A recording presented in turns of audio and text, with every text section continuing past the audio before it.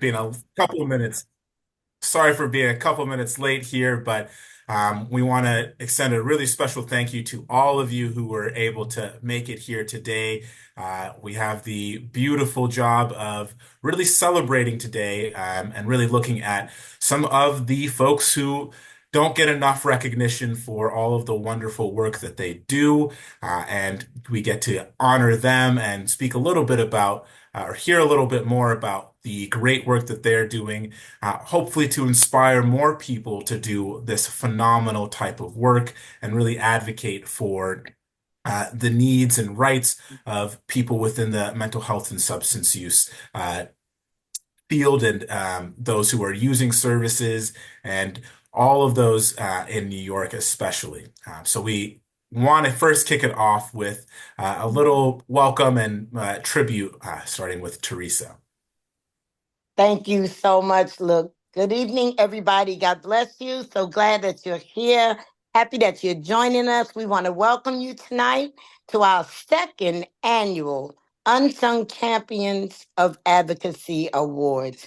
Like Luke said, this is our opportunity to shine a light on those that work so diligently, so passionately, so hard, never look for any applause or flowers. And tonight, we want to recognize you and give you your flowers. We want to welcome you.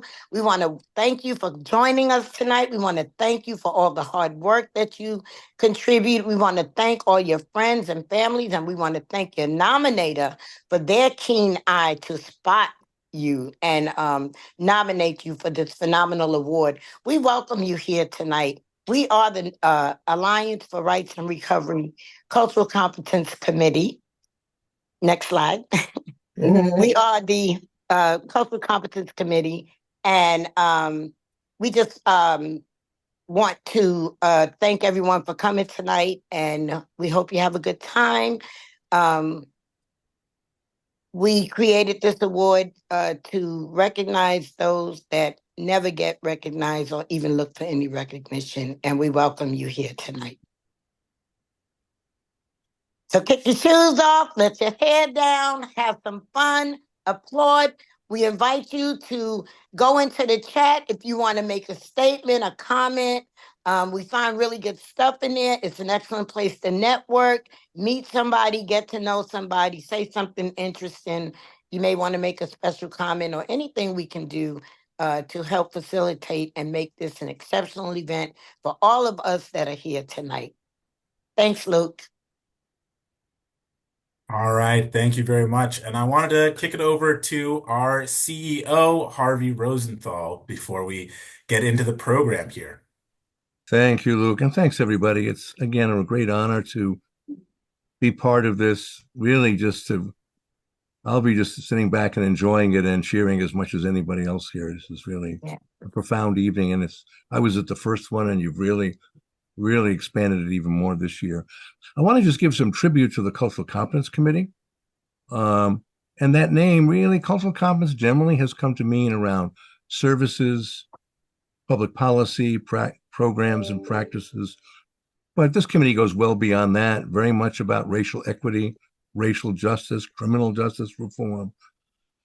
Committee has been involved almost 30 years in making the conference so special and really helping to shape our public policy and our reforms, our events, our conference tracks. It's just been we're so proud of this committee and so proud to be a part of this event.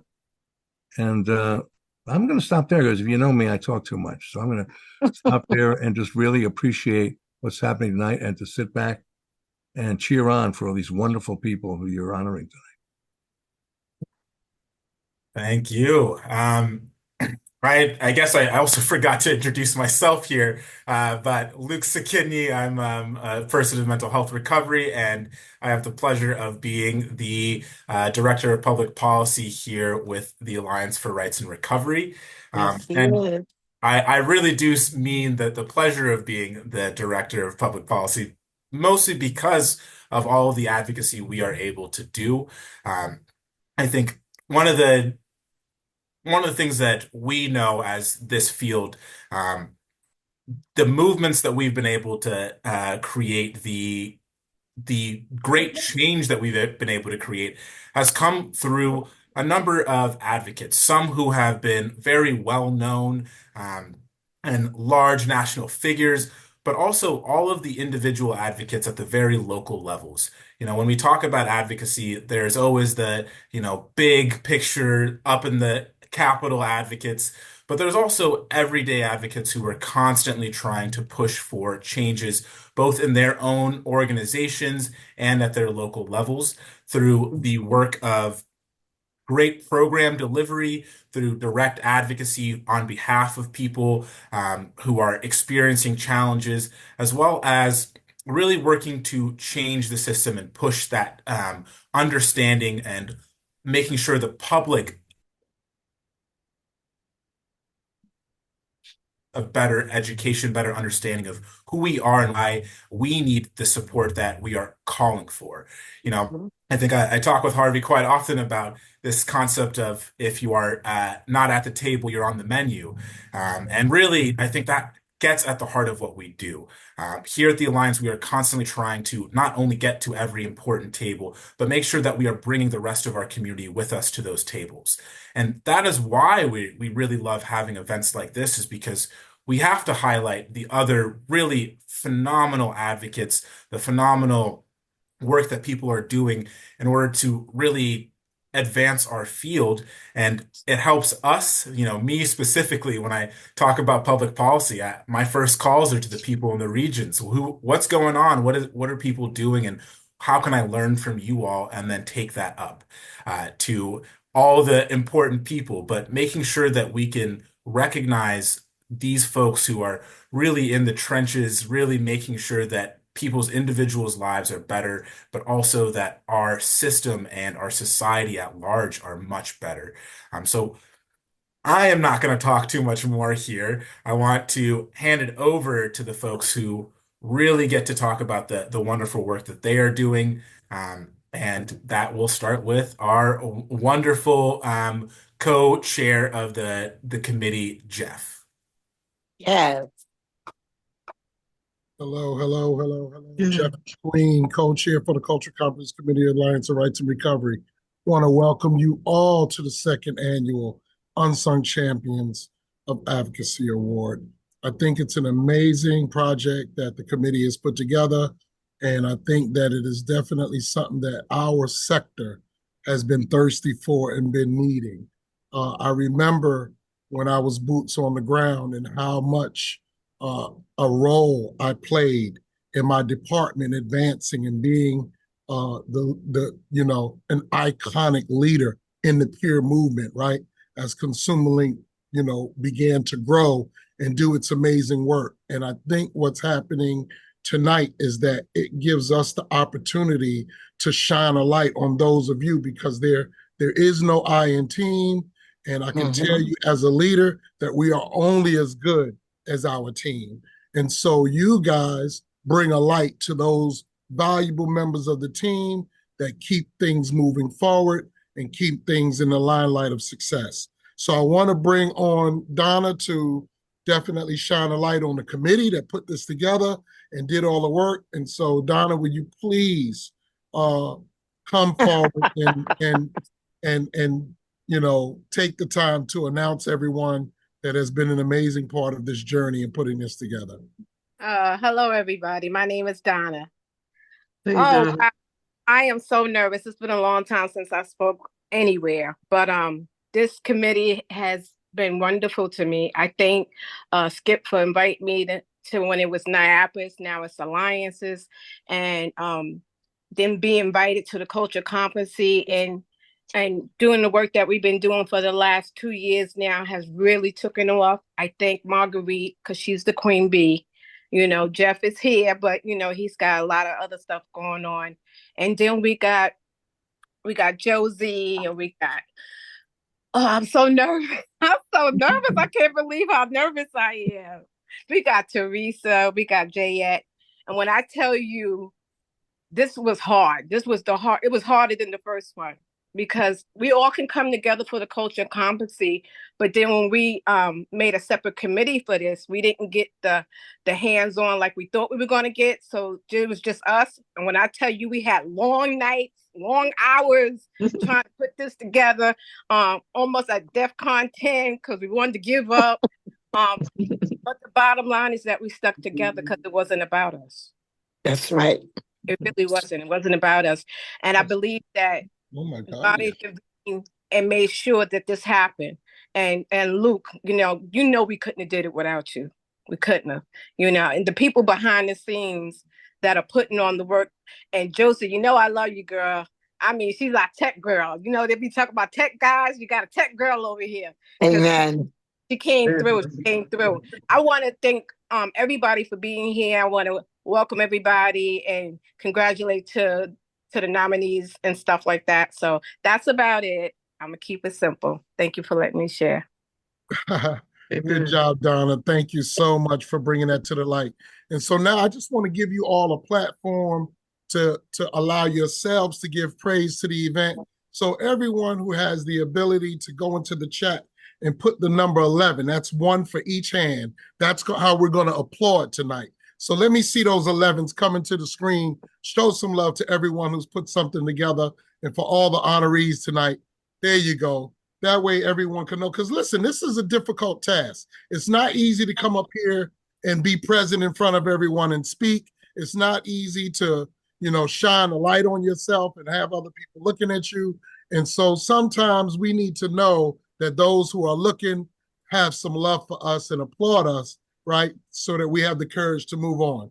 So I don't want to take a whole lot of time out of the event.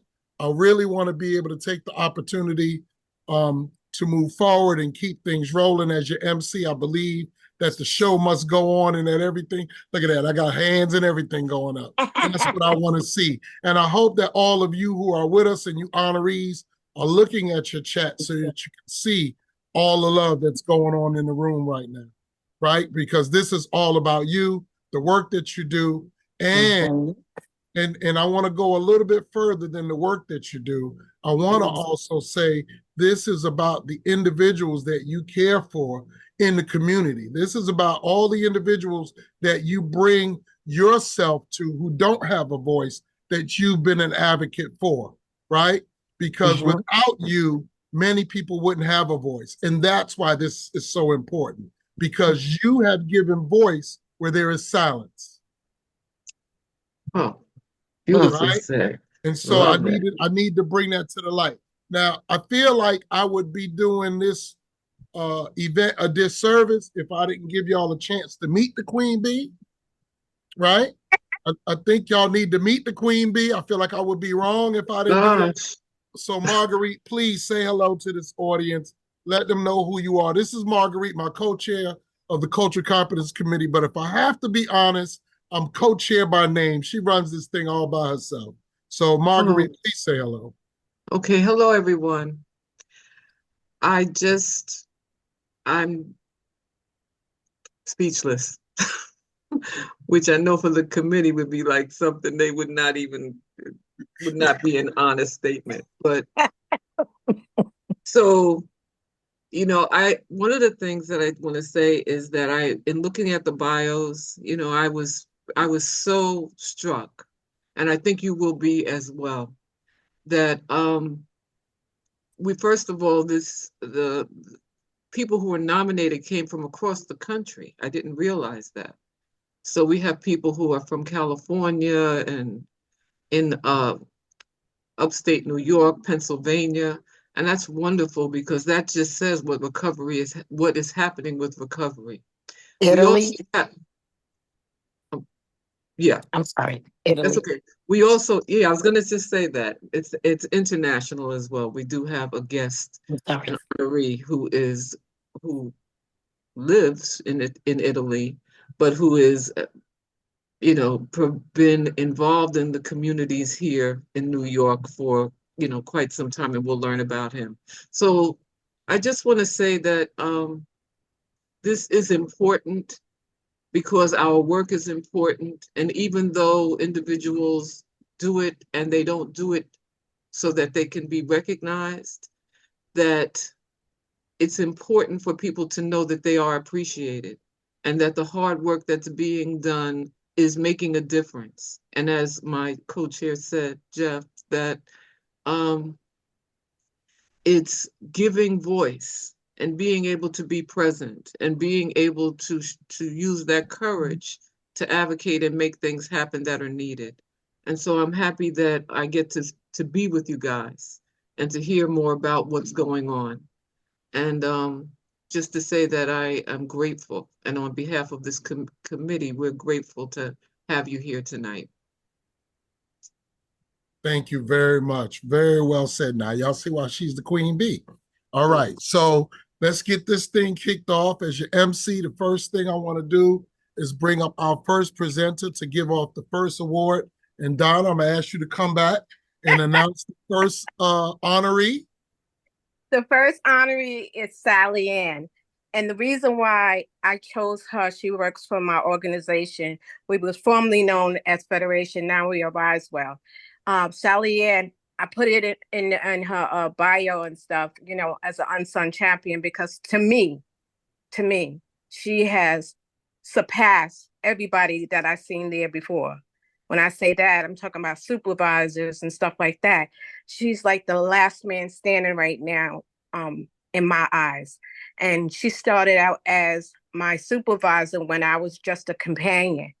And then she switched over to power. And power for us is out there doing advocacy out in the streets. I mean, in the trenches. And, you know, I love her and her team, the way they advocate for people. I work with her. Anytime she need me, she got me. That's why I love you so much, Sally Ann, because you do more than what the job requires. I can say all that, I can read all that good stuff, but what I see is you being you.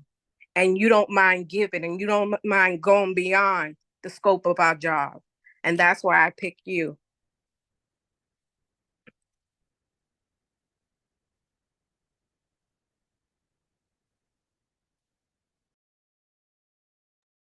Well, come on, Sally Ann, give us a few words. Don't you sit back there all quiet. I don't know what to say. I don't ever talk about me. It's always about everybody else. But I was truly blessed when I found Federation and I was able to get a job there. And I finally found where I fit. With Donna and all them, they gave me such a hard time when I started, but they all trained me.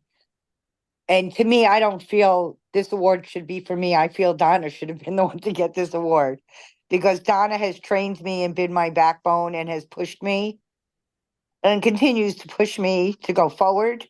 Without Donna, I don't think I could have done what I do. And I don't look at it as a job. I just go out there and I do what I do, and hopefully I can make a difference. I don't know what else to say. I'm no good at talking about myself.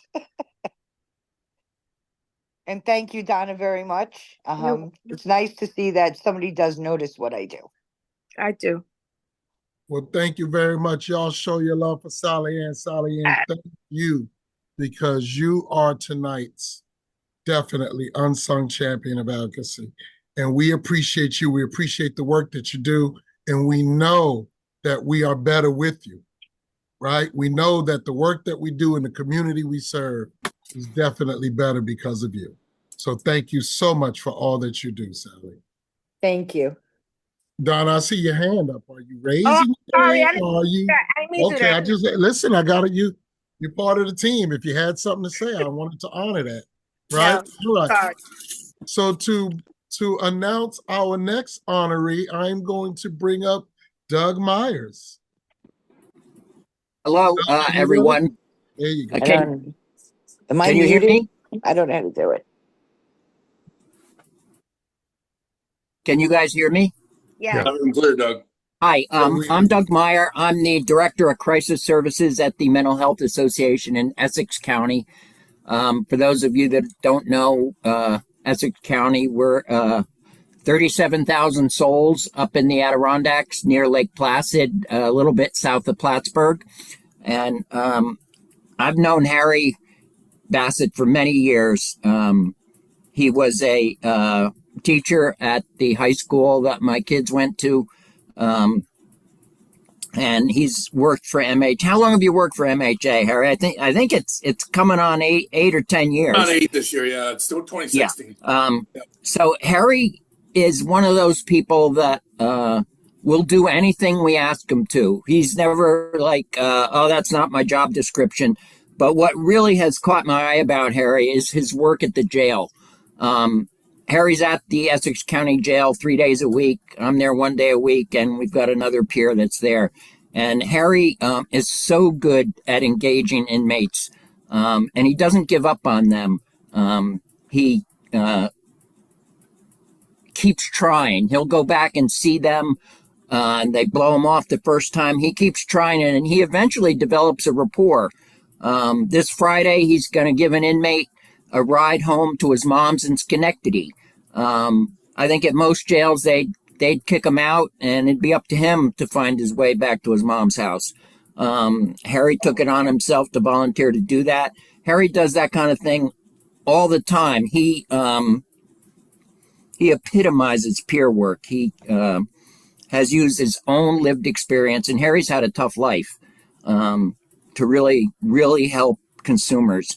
And when I saw this invitation to nominate an awardee, Harry came to mind immediately. So thank you. I really appreciate you recognizing the work that he does. You're blowing me away. I'm going off of Sally. You're leaving me speechless, Doug. Seriously, the 8 years that I've worked beside you has absolutely been probably within MHA some of the best years of my life in regards to work. It really are most fulfilling job that you can really, with most people that get burnt out that we see, every day. If you got heart for people and you got love for one another, this is the job for you. And ultimately, like I said, you have to love others more than yourself. And I guess like Sally had said, it's, we don't like talking about ourselves. I don't like talking about myself either. When he told me I got the, when I got the call last Friday from our lovely evangelist, spirited evangelist, I was like, Christ be with you, girl. I was like, all right. I was like, this is cool. I love this. All right. Cool. But it's just showing up. It's showing up. It's persisting. It's loving your fellow neighbor, no matter who they are. I go into that jail, and even today, it's recognizing, a young CO that got, killed on a motorcycle, 19-year-old 2 days ago, to, one of my success stories, to have a Navy SEAL that was combat, decorated, highly decorated, that was in and out of the jail system and lived in vagrancy in the woods, and actually fell in love with living in the woods, and a highly skilled individual with mental illness that, he kept coming in, and I kept kind of building a rapport and, just being a peer. What is it to be a peer? Be a friend, to be a human, to put out your hand and walk beside, ultimately to show love, to illuminate the heart, the joy within you, to brighten the joy, that's across from you, in the eyes that ultimately you can look in and you can relate with one another and ultimately love them for who they are, really, and get them to where they need to be. So, that SEAL, is almost like a Mr. Rogers kind of guy to me. And we got him out Tuesday after a too long stint, in jail, and got him hooked up into the VA for the first time in 20 years of living a vagrant life, and being opposed and obstinate to the system, because honestly, if we've watched the movie, Rambo, he's kind of that guy, and he ultimately was conditioned in a way that, he pushed everything away. He didn't want anything, not non-consent to the core. And that was to the point where they labeled him mentally ill. So seeing that, I had to work through the weeds and cut through the lines and communicate the best I can with our own agency, and ultimately with Valerie and Doug at the helm. It made it easy. It really did. And Rick being a vet, right there along with us, it really makes my job easier, knowing that I've got, really compassionate and empathetic, leadership, and it leaves me speechless, bringing him up and having a sandwich and a coffee, and then bringing him in and making sure he's housed and making sure that his entitlements are coming his way.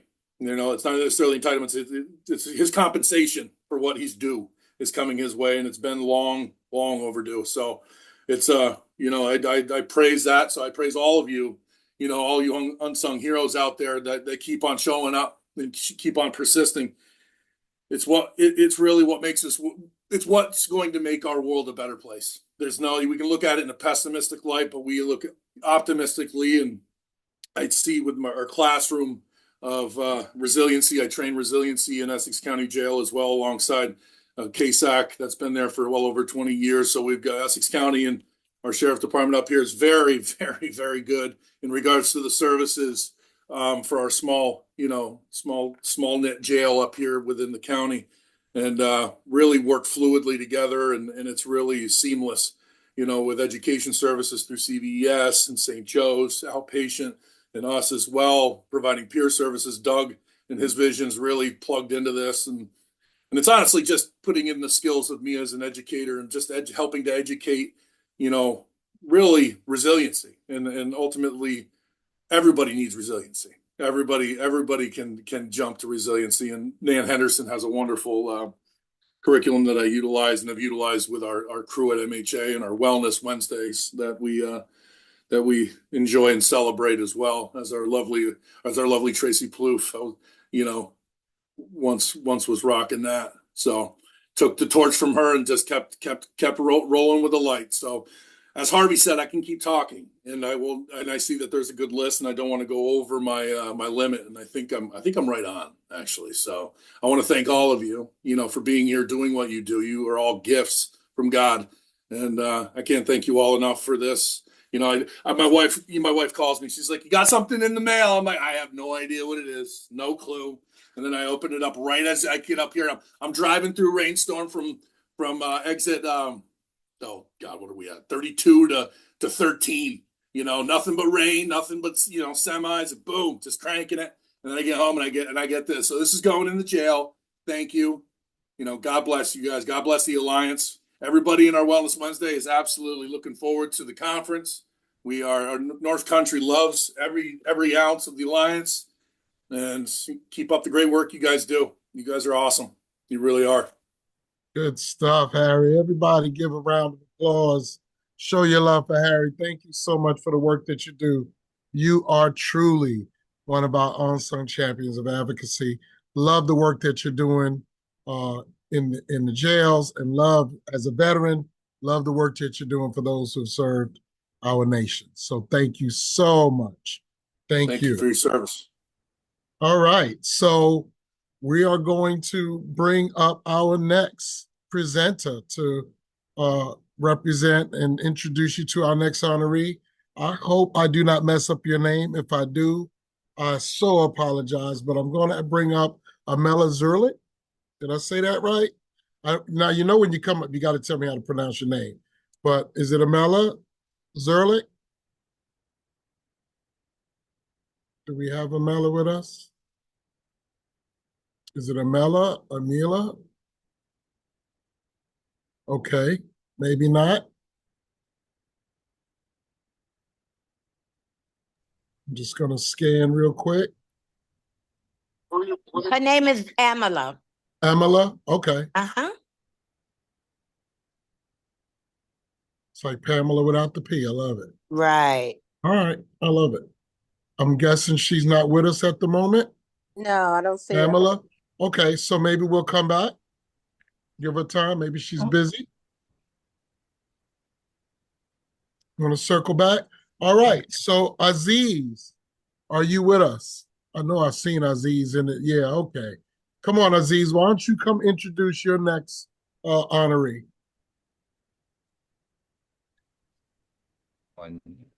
I'm Aziz. I'm the community and outreach liaison for the Kings Against Violence Initiative. And I want to highlight Ramik Williams, who is the co-executive director of said organization. So funny story is I actually met Ramik while I was still in undergrad at the Burr Manhattan Community College. And from there, he basically took me under his wing. But it would be a simple story if he kind of just stopped here, right? Throughout I think it's been roughly about 6 years now that I've known Ramik.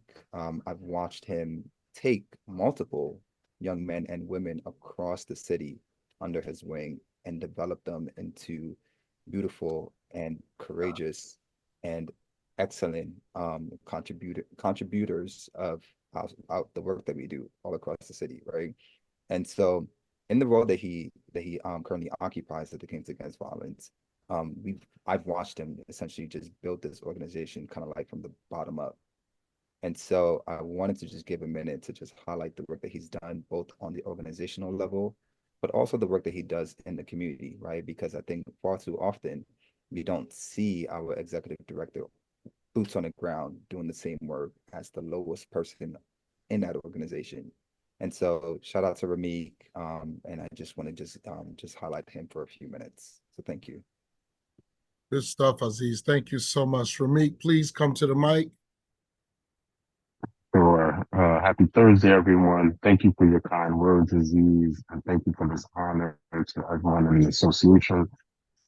First, a very few words to say I'm blessed to have a purpose and to be comfortable with my purpose. And so the work that we all do is purposeful, it's impactful, it's much needed, and I'm happy to be in partnership in one way or the other with all of you. So thank you, and I pray for your stamina to continue the work that you're doing. Thank you very much, Ramik. You are definitely chosen as one of our Champions of Advocacy Awards.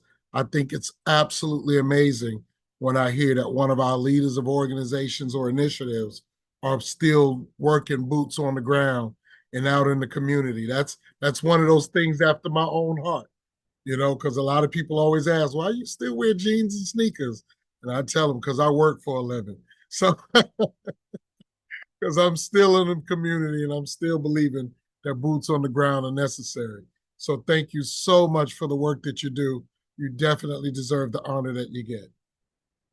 All right. So our next presenter is going to be Mr. Blumenthal. Carl, where are you? I know I saw you on here.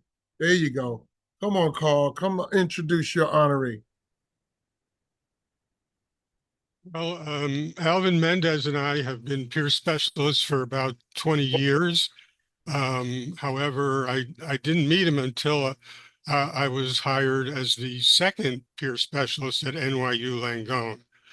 Alvin was the first, and imagine that, two peer specialists in an organization, what, 10,000 people work for NYU Langone? Well, I guess they saw the light. And Alvin is burning brightly still because I left to go to Fountain House, but Alvin is still there holding down the fort, so to speak. Alvin was my mentor. He introduced me to the program at the Sunset Terrace Family Health Center, where we worked with people who had experienced altered states of consciousness, otherwise known as psychosis. And Alvin is a natural, whereas I have to think before I act. Alvin is totally intuitive, not just his long experience, but because he's street smart. He's a native of Brooklyn, and he's tech savvy. He knows all the ins and outs of the borough. Alvin, say a few words.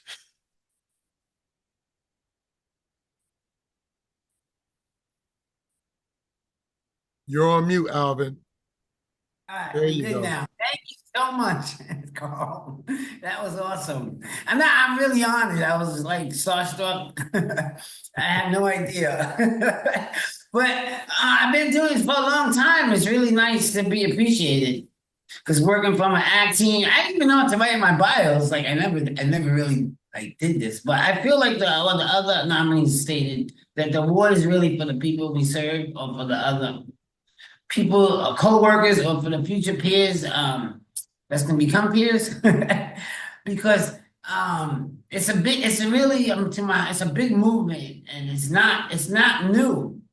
But like what he mentioned, like NYU, like finally got peers, and there's an honor. And we miss Carl also, but I stay connected because I love bringing people to psychosocial clubs, well, Fountain House, anything in the community where they can build natural supports so they can just be better. Even though I feel like as peers we have to always be like non-clinical. But it's not a competition with the clinicians. I think it's like a mesh, you know? So I stated, like I always will be a peer no matter what. But I really really appreciate it. I'm like, yeah, thank you so much.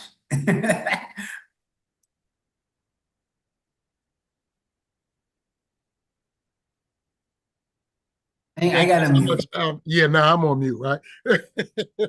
Thank you so much, Alvin. That was absolutely amazing. I am not surprised that you were selected as an honoree for the Advocacy Award because you definitely, and you struck home with something because I always say that my experience with the clinics and with dealing with doctors and the psychiatrists, technically it did save my life, but peers taught me how to live the life that was saved. And so there's a big difference in there, and both are definitely necessary. And so thank you. Thank you for sharing that. That was very meaningful. I just want to also put a quick shout out to you guys that are honorees. If you will please, if you're open to it, many people probably want to have further dialogue with you. They probably want to know a little bit more about the work that you do and get some insight for you. So if you're willing to put some contact information in the chat for those who are attending, it would be greatly appreciated because I'm pretty sure that there are many people who just want to reach out to you, give you praise separately, but also find out how it is that you do what you do so well. All right, so now our next presenter, Skip, a legend in her own right. Skip, come on up and announce your honoree. Y'all know me. My name is Skip. Y'all know me. Y'all know what I do. I am the executive director of the New York City Justice Peer Initiative. But before I was the executive director of the New York City Justice Peer Initiative, I got to talk about Nikki. And yeah, I'm going to drop it. Nikki is my cousin. But that doesn't mean anything because I have watched Nikki just like she has watched me. In her role as an ex-CEO, Nikki was my bridge to my rest of my family. Because even in her role as a CEO, she recognized humanity. And when we volunteered together at another agency, Nikki wanted it. She wanted to learn. She was like, Skip, what is it you do? How do you do it? What's a peer? So the JPI is all about building capacity. I participate and try to help people reach their full potential. Nikki was one of those people, not forget that she's my cousin. She wanted to learn, she wanted to dig in, she wanted to be a part of the solution, not a part of the problem. And that was even evident when she was a CEO, because yes, I was incarcerated at that time. And that was evident. You have people on here cheering her on who were incarcerated with me and knew Nikki as a CO. She is now a peer. She is a vital, integral member of my staff. She's an executive committee member. She is my head trainer. Nikki is my all in all. And again, this goes beyond family connections. I call up Nikki and say, yo, we got something to do. We got an event. You with me? She there before me. And I'm pushing her because I need her to have everything she needs to complete this work. And she's well on her way. So I thank y'all for recognizing Nikki. I've seen her. I've recognized. I've worked with her. Everything she's done is coming from the heart. Nikki is a human and sees the humanity in everyone. And because she's been on both sides of the fence, she recognizes that second chances are for everyone. And she is that person that is going to step up and make sure that people have these second chances. Nikki is a certified peer. Nikki has specializations and every specializations that peers can have. So justice, health and wellness, peer supervisor, older persons, crisis response. This is how she digs into the trainings. If I say, listen, I found another training, you want to do this with me? I'm a lifelong learner. So is she. So thank you for recognizing the joy and what she brings to this work. You guys will see her more in Long Island. You will see her up at the Alliance Conference. I guess I'm kind of known for bringing people to the conference. But this is how we build capacity, and this is how we build community. So y'all give my cousin Nikki a big, strong hand and congratulate her. Thank you. No one can give an introduction like Skip. Thank you. Love you. Love you too, cuz. Do the thing. I just want to say this real quick.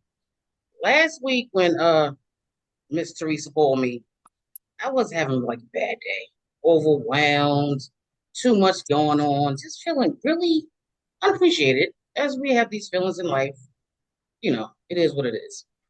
And when she called me, I think I sat there with my mouth open like for like 2 minutes because I'm like, I thought it was a joke, really. But then after I got off the phone with Miss Teresa, I said, well, you know what?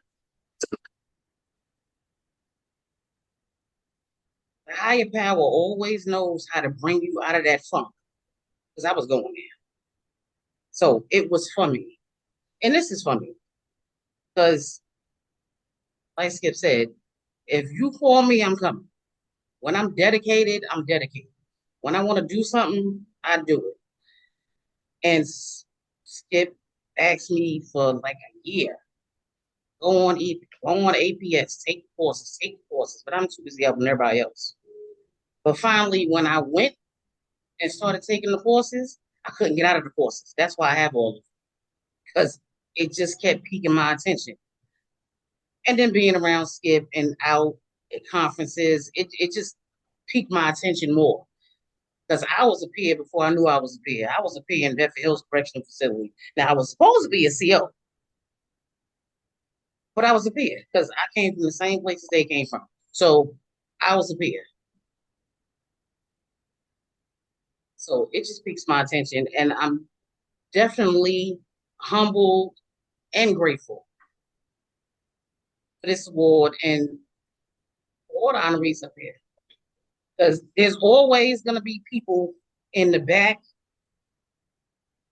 doing a lot of the work that people are not going to recognize, but they still going to do the work because that's just, it comes from the heart. And that's what mine is. So I appreciate you all. Thank you, Skip, Donna. It's a blessing.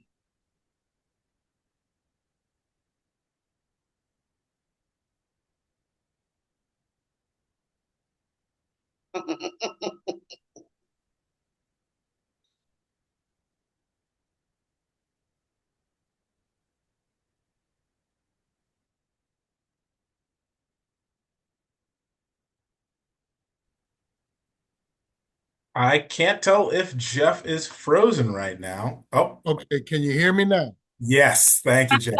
Wow, listen, talk about operating difficulties. I don't know what was going on. My screen was like getting bigger, getting smaller, getting bigger, getting I don't know what happened. Anyway, it's listen, technology, it is what it is. Thank you so much, Nikki. Listen, I imagine our paths will cross at some point. If you are connected to Skip, then I'm sure I'm gonna see you somewhere along the pathway. But you said something that rang very true for me, and that's because I remember a mentor of mine when I was early in this phase, and I was in this role that I was a counselor and doing other work, and I was like, well, how do I do this? And they're telling me don't say this, and the work I'm doing is a peer work, and how do I not be a peer? And she said, calm down, you're always a peer. And I said, oh, okay. And just hearing that gave me the permission statement to be who I am in every role that I've taken along the way, because that hat never comes off. It's about who I am genuinely to the core. It's the other things that I put on, but that is what I'm dressing up. So that's how that went, right? So thank you so much for everything that you said and all the work that you do. We've reached a point where I hope you all are having a wonderful time. I hope you all enjoying our honorees and the information that you're getting. We're going to take a brief intermission. Am I correct? Is that where we're at? Yep. All right. So, oh, it's on the screen. Look at you. We're going to take a brief seat. Just to let y'all know, I do all of this without even reading anything. This is just what Jeff does. So we're going to take an intermission and we'll get back to y'all. So I believe Josie gonna probably give us a little sound system or something going on. Josie, you got some music for us? Yes, I'm coming with it now. There you go. And we'll be right back. Y'all, please stay tuned.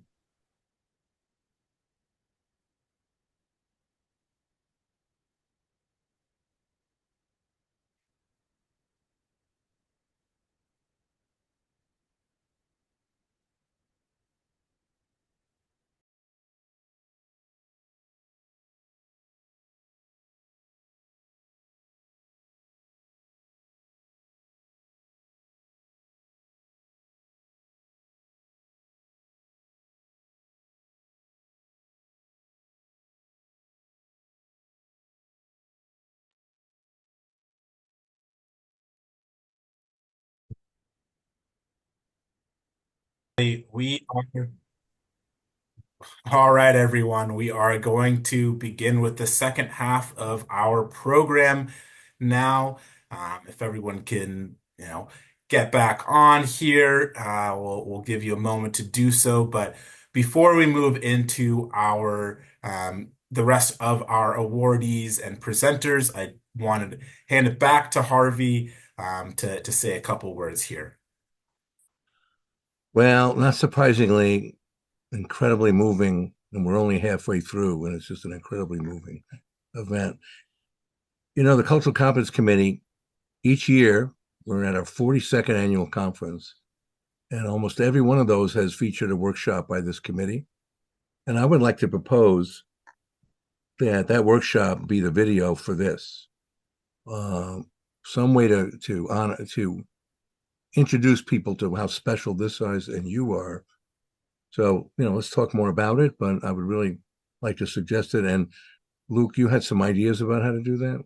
Yeah, I think one of the best ways is we would really love to, with everyone's approval here, especially our awardees, to be able to display some of this information, showing that you got this award and your bios and ways for people to connect with you at our conference as part of our way of really celebrating you all and advancing, your recognition throughout our entire community. So we think this would be a really great way to have an additional showing of our gratitude to the work you all are doing and be able to display this video for folks who are at the conference so they not only know about you, but begin thinking about other unsung heroes in their community that they can be nominating for the third annual Unsung Champions event.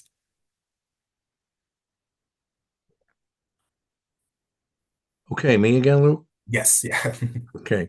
So I want to announce something that only you're going to know. You're the first group to hear this, and you deserve to be the first group to hear this. So I've been a board member of the Bazelon Center for Mental Health Law for forever, 20 years at least. And that is the preeminent nation's greatest advocacy group for people with psychiatric disabilities.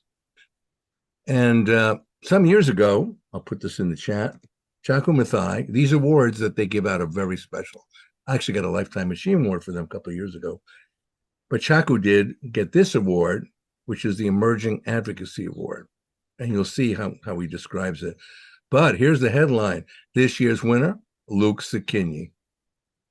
How's that? Let's hear it up for Luke. Well deserved. You'll hear about it in a couple of days, so it's a secret. Thank you. Thank you. As many of these folks, I think the theme here is we are all advocates who do not like talking too much about ourselves, but definitely should be. But I will turn it back to Jeff so that we can once again talk about all of the other phenomenal advocates that we have here and make sure that we can highlight them as well. But I really do appreciate it. It is a great honor, and I cannot do any of this work without the wonderful people in this room and throughout our community that really support all of the work that we do as an organization and that I get to do. Which I am very happy and honestly humbled by the award. But most importantly, we really want to be able to bring all of us up together here. That's great, Luke. Good stuff. Congratulations, Luke.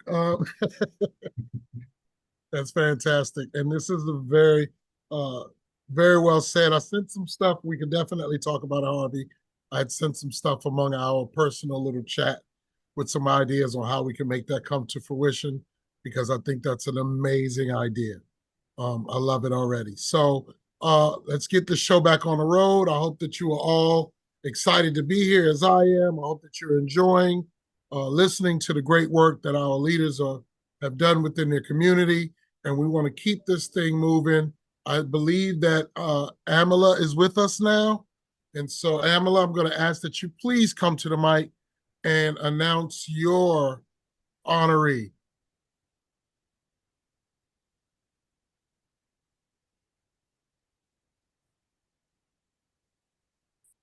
Was I mistaken?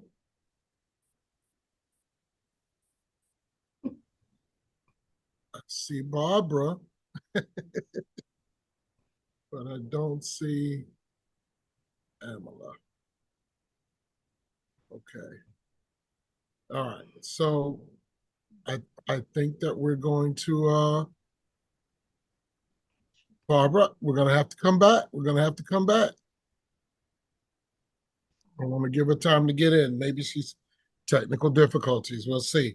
All right. So moving forward, I'm going to ask Laura Mullen to come to the mic and please announce your honoree. Hi, everybody. My name is Laura. Hello, my friends out there.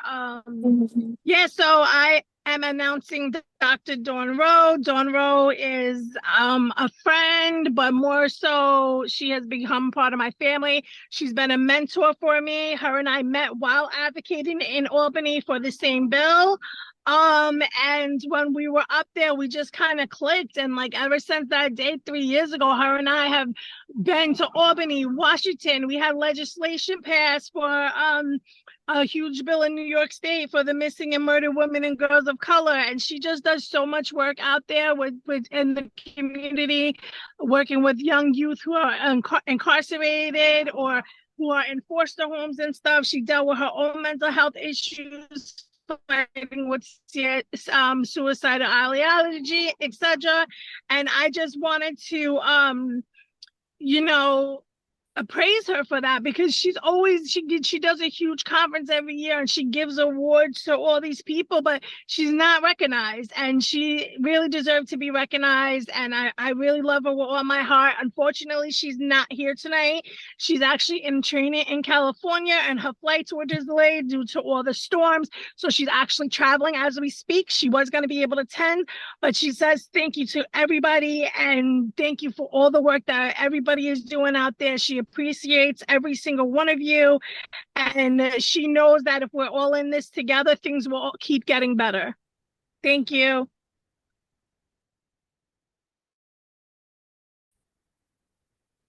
Well, I am so sorry that she is not here, because I was really looking forward.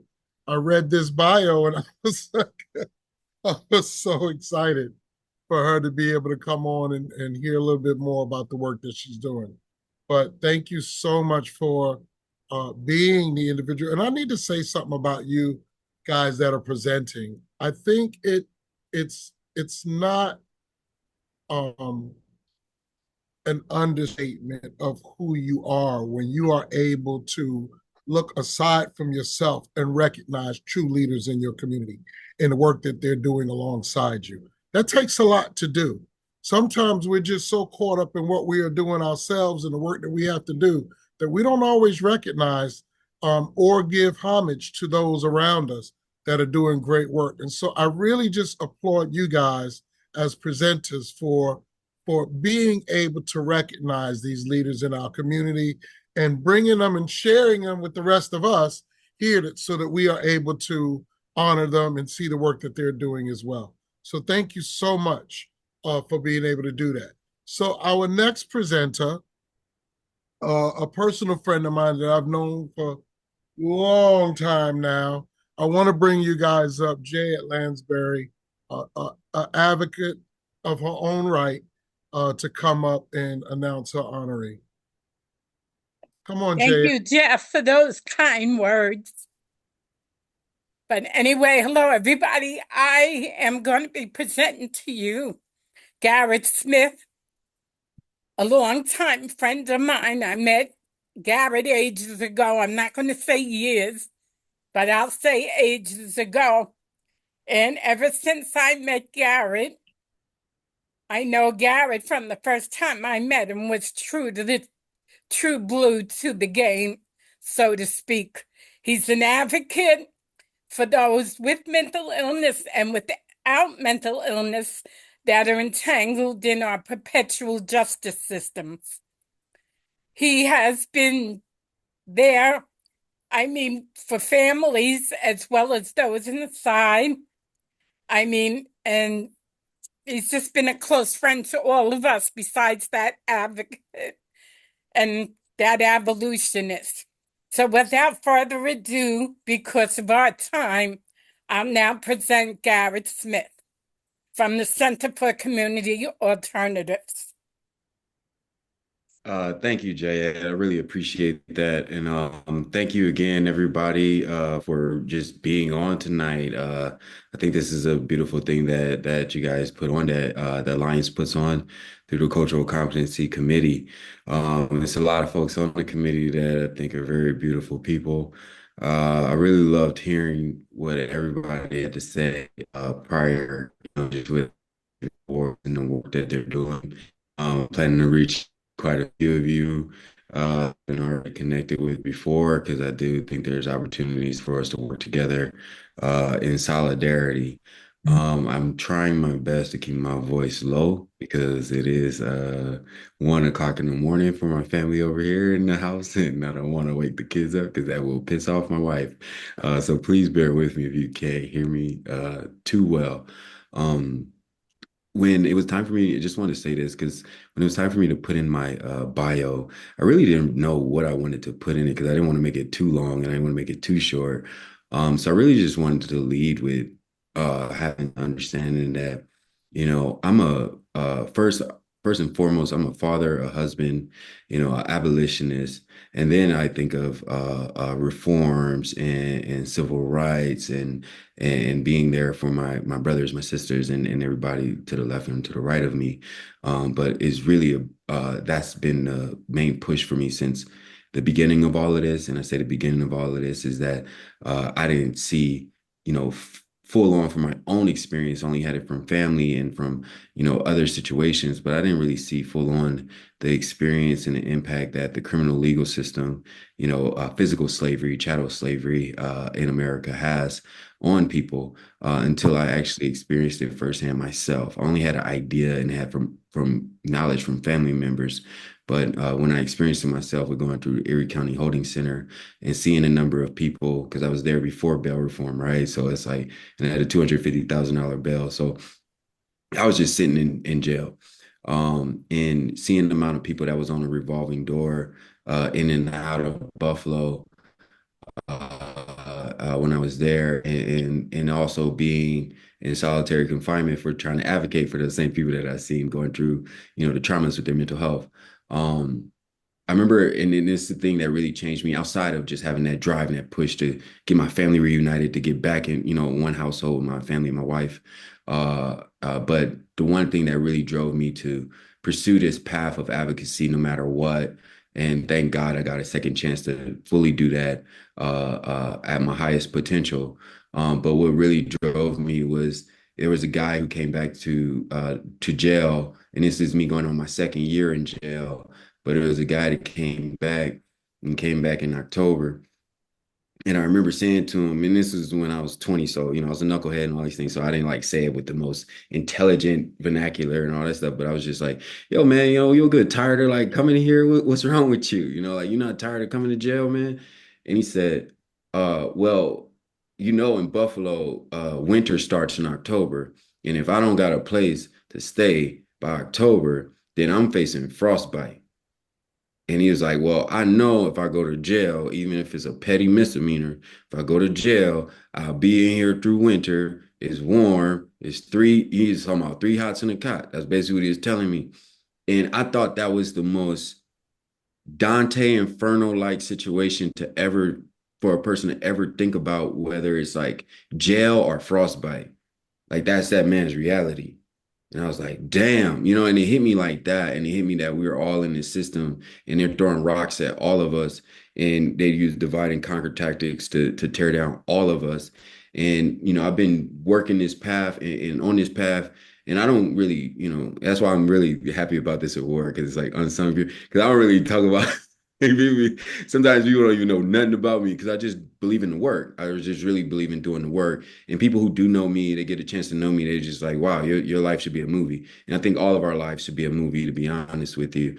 But just everything that I've been through, and then even to be on this call and to be thankful to be even living in, where I'm living now. And I'm taking this call from the Italian Alps right now. So it's just a testament to the journey and just everything with just trying to be a living, walking example of recovery, living as a walking example of fatherhood, of being a husband, of all of these things that we all try to aspire to when you think about the 8 dimensions of wellness and all that stuff. And I do believe in building ladders. I do believe in building platforms, and I just want everybody to win. And I try to do that. And I just want to close out with just saying the work that I'm doing now with that is through the Center for Community Alternatives. We're focused squarely on ending mass incarceration. My brother Ishmael is on here with us as well. He's going to be being awarded as well. He's a strong brother in Long Island that's doing the work with us. And, everything that I'm doing is really trying to end physical slavery and try to reunite families, because families is the way, having, the parents or adults that can really be the protectors and nurturers of our children and move our children forward into a sustainable and better future is the way. And I do believe in building forests, building ladders for everyone to be able to ascend up and down. So that's what I believe in, and I do the work with that. And examples of that is like Clean Slate. Examples of that is like the work we did with Chief Judge Ron Wilson, with that brother getting into position. Other examples was with bail reform. You guys know about a lot of these things, and we're trying to push it forward even more with Communities Not Cages, with other campaigns that we support, like RAP, with elder parole and fair and timely parole. The gate money bill, we're trying to raise that up from $40. Stuff like that. We're really trying to help people help themselves. I do believe everybody should be able to fish for themselves. So I believe in that concept 100%, and really helping people to just help themselves. And I'm really happy that you guys have done this. I really appreciate it. I really, everything, just taking the time out for it and all these things. So I just wanted to share that with you all. I know too many people don't know too much about me like that, but I know there's quite a few people who do know.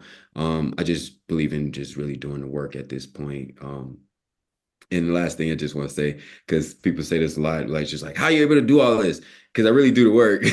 I really just do the work. If you put your head down, you do the work, you'll climb the mountain. That's what I believe in. But one of the approaches that I do take with CCA, and this is why I'm really appreciative of CCA, because when I came to them and I told them, hey, look, I'm a Pan-Africanist. This battle is happening across the world. I feel like I really need to be closer to where our people, as in the Black diaspora, is really being impacted in a lot of these North African countries, and I got to get closer to that to try to help them. They said, hey, look, what is it that we need to do to help you stay on? Because we really believe in what you do. And we really see that you see the vision in this, and that you really have a plan in place with us with this. And, them having the faith, that taking that leap of faith with me, and then from then seeing all of the things that we were able to accomplish and have been accomplishing is just very beautiful. And I really hope that a lot of you guys can join in with us with the Communities Not Cages campaign. With ending sentencing reform. We're going to be starting that again in January. But then also just really joining in at large with the Justice Roadmap, so you can see all of the other coalitions and organizations and advocates that's really in this, because it's a huge effort with solidarity. And you'll see so many different, organizations, from all levels that are on board with this and wants to do something about it. So I'll put some of that information in the chat, but I just wanted to share that with you guys because it's really powerful work that we all are doing, and it's just not, spoken of enough. So thank you all.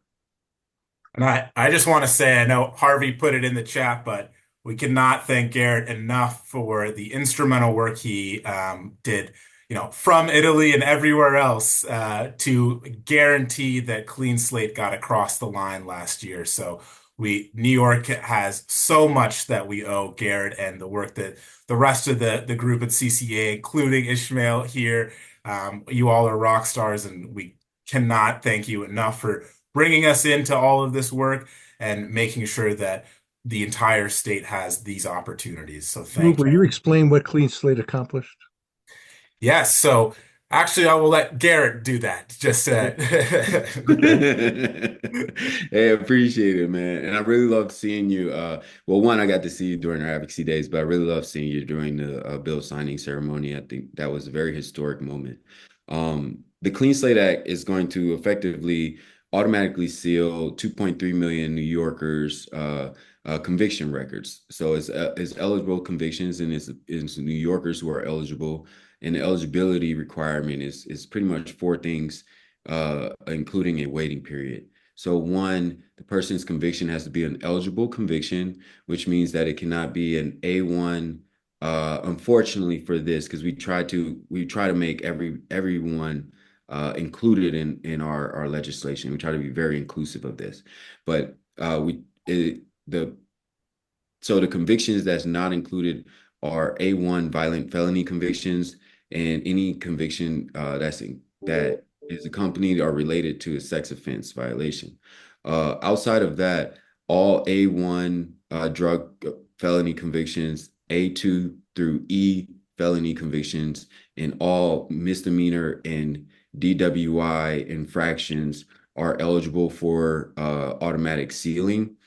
For felony convictions, it's an 8-year waiting period, and from the date that you're released, and that it doesn't they don't count your community supervision with that. So the time will not be counted twice against you, right? So it's an 8-year flat waiting period for felony convictions and a 3-year waiting period for misdemeanor convictions. Now, the way we have this quantified with 2.3 million New Yorkers being eligible for automatic record sealing through the Clean Slate Act is because the number of people who are currently eligible for automatic sealing based on that guideline that I already explained to you guys is 2.3 million. So that's the number of like people that will already be ready for eligibility the moment Clean Slate is fully implemented into the system and is like action go. So moving on from that, it'll be a normal occurrence for on like just on a regular basis for people to have their records automatically sealed through the Division of Criminal Justice Services upon their effective sealing date. So they don't have to apply, they don't have to pay any money towards this, they don't have to do anything like that. They just really have to do what they need to, they just have to do what they're doing to improve their quality of life and to move forward in a positive manner. And they'll accomplish it that way. So that's the reason why we're making it automatic, because it's really just showing people are proving themselves just by living in the community and doing what they need to do to better themselves. That deserves another round of applause. Thank you, man. And I just want to say this one thing too, because Clean Slate was a bitter pill to swallow for me with getting Clean Slate passed, because my father was one of the people that was carved out of Clean Slate when you think of A1 violent felony convictions. My cousin, who's currently in Green Correctional Facility, once he's released, he's also going to be not included in the Clean Slate Act. So it was a very bitter pill for me to swallow, because my own family won't directly be benefiting from this. But I do want to say with that, one of the conversations that I had with my father is that he said, look, son, there's 2 million people. Each one of those 2 million people, he said, think of me. I have 5 people depending on me, and I'm one person, I'm one man. There's 2 million people. Think if each one of those 2 million people had 1 to 3 people depending on them. So he said, son, don't die on your sword, son. So that's like what I got from my father. And it was even with that, it was a bitter pill to swallow. So it's like he always look at that and it's just like, I don't know, it's just one of the things with being an abolitionist. So it's like you gotta know like you're fighting against powers that really don't want you to win at any cost, at any angle, no matter what. So even, I just look at it like that and I know the battle that we're in. So I kind of take every stride and you know, yeah.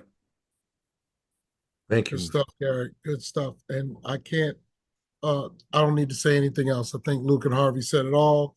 And Garrett, we just applaud you immensely for the work that you've done and for what you continue to do. Keep going, and we're here. We're gonna keep showing up too. We're not gonna stop either. So when you take the platform, trust me, we're gonna be somewhere. Somewhere in the crowd, we're gonna be there. I promise you that. All right. So, Amala, I know you're with us now. Come on up here. And I feel like you should be getting an award as hard as we work to get you to this mic. Amala, please come up and tell us all about Barbara and why you selected her as your honoree. Thank you so much for this opportunity to share Barbara with the world. Miss Martins was my instructor at the Community Health Worker program. She taught us the foundations of community health work and the education of health and wellness, which is very important because oftentimes people who have to deal with hospitals and medical situations, health professionals depend on the medical model. And Miss Martins is someone who not only advocates for peer support services and for community health work as a career path, she is also an instructor, and she eloquently dismisses or with kindness brings resolution to misunderstandings of the human condition by advocating for the profession of community health work. She is also a staff at the Division of Infectious Diseases at Northwell. And for a decade, Ms. Martins has been bringing the stern eye to detail and patience to frustrations of unwavering support for individuals who are vulnerable, and as a champion of stopping out the stigma of misinformation and having that holistic approach to healing and understanding. She has taught us all about cultural humility despite all of our differences. I know some of my peers have been living in their own world, and so Miss Martins brings us a full world view. She introduces us to a full perspective of seeing through other people's eyes. So thank you so much, Miss Martins. Thank you for all of the hard work that you have done and for your commitment to the community health worker program and for bringing so much awareness to individuals who are suffering with HIV, who have a loved one who's struggling with HIV, and for advocating for peer HIV services as well as the community health worker program. Thank you. Thank you, Amala, and thank you, committee.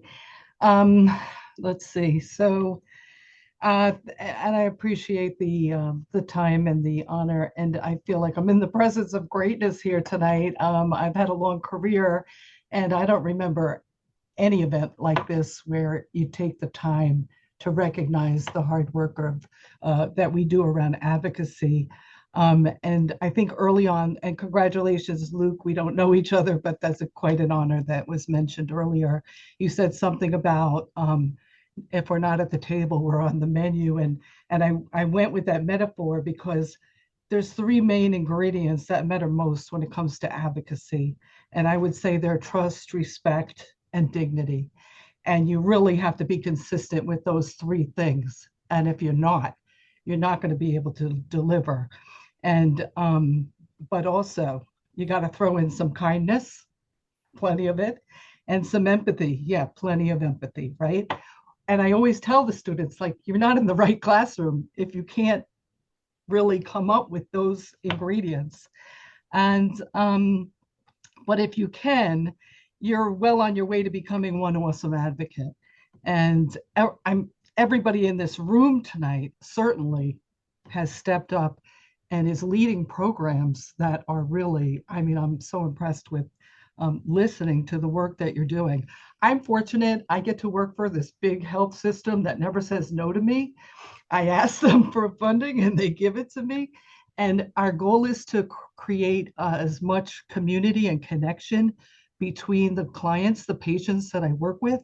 I run peer programs that are very successful, recognized. We try to really reflect the demographic that we serve. And when you work with people who are living with HIV, it's quite a diverse group. Our program, our clinic serves 2,500 patients. That's quite a big operation. But we really do have a core peer group, some of which are who joined us here tonight, who really work hard to make sure that that we can reach the people who need it most, because as we've heard tonight, stigma can be stifling, right? So we have these life-saving medications, but if you have the isolation, which can lead to depression, like you don't have a reason to take your medication. So, we have peers that really go out of their way to do that outreach that's required. So anyway, this is what worked for me, right? So I also felt compelled to do something about the inequities I saw within the healthcare system, and that was my motivation. We have a system that favors some groups over others, and we see all these health disparities. So in one of the classes that I teach over at LaGuardia Community College, that's what we focus on, these health disparities. Like, how can we shift those numbers? What can we do as community health workers to make a difference? And, we just try to, and then at some point, we started talking about social determinants of health, right? I mean, there was a time where that vocabulary didn't even exist, but now we know that's going to make a difference. It's going to make a big difference. And so as advocates, we knew that addressing these factors would likely make the biggest difference when it comes to shifting the numbers. And the population I've worked with the closest with and the longest with are the people living with HIV. So the stigma and the negative attitude experience sometimes interferes with the ability for people to get on with their lives. It used to be the treatment, but over time, thankfully, the medications don't prevent that. However, while the stigma did improve somewhat, it didn't go away completely. It's still very much present.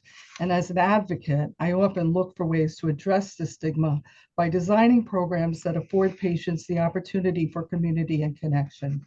Without a sense of community and connection, isolation, as I said, can lead to depression. And the depression can lead to not having a reason to take the medication. For example, something as simple as a picnic, right? An annual event where you invite your patients who maybe don't have a social network to do something as simple as meet somebody at a park, right? So we got 150 people to say, yes, I'll be there.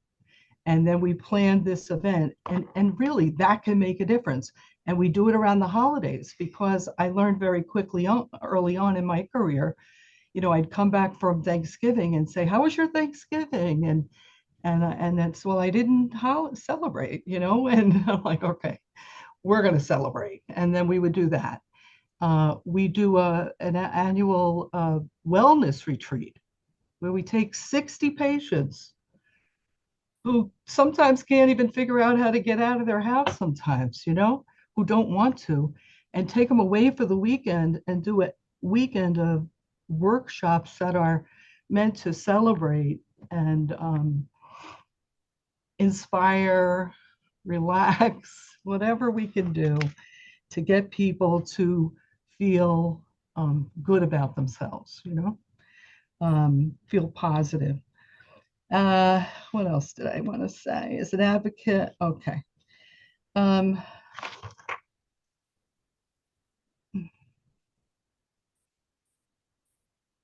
So late. As I say to one of my patients, I'm starting to fade. One of the best ways I know to address this is to utilize the peer worker model, right? So, I've used people patients who have lived experience in a variety of ways. So, people with history of substance use, people with history of mental health issues, people with histories of incarceration. But one thing I learned from Skip here, from going to her conferences, is really to take in the whole family and the whole community, because justice impacted isn't just the individual. And so just even at the last picnic, I learned that one of the patients I worked with for a long time, he just got custody of his young niece, 4 years old, lost her mother, father is currently incarcerated. It's like, well, how can we support him? Maybe we need to expand our peer program and bring him in and support him more. So there's always different ways to approach our communities. And but my career in education and healthcare has always provided me with the opportunity not only to advocate for individuals and families, but to teach the community health workers students at LaGuardia Community College the skills required to be excellent CHWs.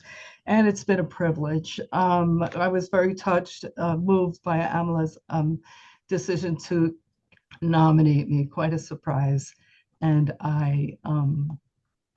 it's a privilege to work with the students and help them become, the conduit, working in community health centers, working in community hospitals to really, you have a lot of people who are very well credentialed coming from outside of the community to provide service to the patients, but there's a disconnect, and the community health workers are going to, help with make that connection.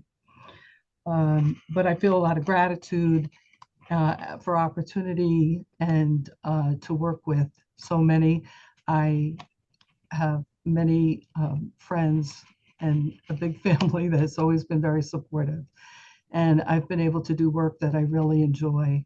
And I think that it's been a pleasure. And also to meet everybody here today. It's to know I'm in good company and that all of this work is being done.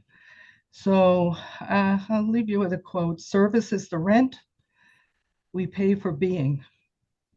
It is the very purpose of life and not something you do in your spare time. Thank you. Y'all show your love, show your love, show your love. Absolutely amazing. Thank you so much, Barbara, for the work that you are doing, for the impact that you have on our community, and for the lives that you are changing on a day-to-day basis with the advocacy and the work that you're doing.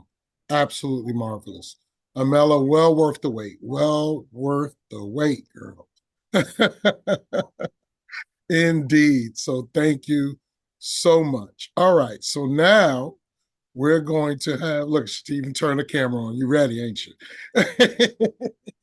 And so now we're going to have Latanya come up as a presenter and tell us why you selected your honoree, Emily. Good evening again, everybody. So good to see everyone. In case I don't get an opportunity, let me take this opportunity to thank all of the nominees, the honorees, the winners, and their nominators for being so cooperative and available to me as I reached out to each of you. Thank you for everything. Okay, Elma Flores. Yes, I had to nominate Elma. He was my one and only nomination, it turned out to be. Um, Working in um, mental health advocacy, I crossed paths with Elma Flores, and I met a person with a heart as big as my desire to help. And he did something. He made room for me. And, you know, I do a lot of things. I roll with the best of the best, serving on the board of directors with NIAPRIS. And I needed a place of newness. I needed, like Skip said, I'm a lifelong learner. I needed to learn something more. And I didn't know where to look. And I didn't have to look because somebody looked and found me, and that was Elma Flores. Elma, you have a way of making a person feel like a people, but not only a people, but a people that matter. You have a way of making people feel like it just can't be done without them. And the realities are, I feel like a lot of the things, the work I do with you, couldn't be possibly be done without you. You exude love, honesty, zest, zeal, a desire to help and make a difference. I cry easily when I think of you because everything you do touches every part of my heart. I love you. I admire you. I look forward to a lifelong friendship with you. I learn from you. And you, sir, are the unsung champion in my life. Thank you for all that you do and contribute. Even when I'm in trouble, you're a helping hand. You're more than a mentor. You're my family, and I love you.